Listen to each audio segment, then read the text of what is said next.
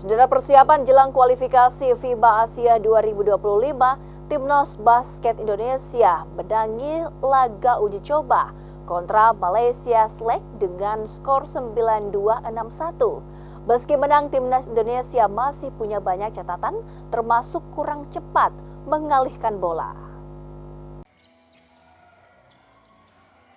Setelah melakukan pemusatan latihan di Jakarta, Timnas Basket Putra proyeksi kualifikasi Piala Asia FIBA menggelar laga uji coba. Tim asal Malaysia, NS Matrix, yang menggunakan nama Malaysia Select, jadi lawan uji coba pada laga yang digelar di Dewa United Arena Tangerang Rabu malam.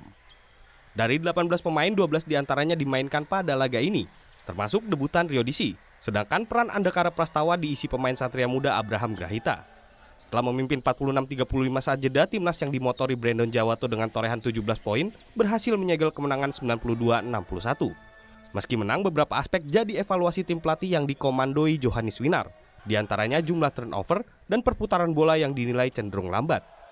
Ya, kita evaluasi dari apa yang kita bikin di hari ini kurang bagus, ya, atau misalkan dari transisi defense apa yang kita bikin kurang bagus, terus kita kasih lihat mereka mengenai kalau mereka main isolasi, mereka mau main sendiri-sendiri, sudah berpikir sendiri-sendiri.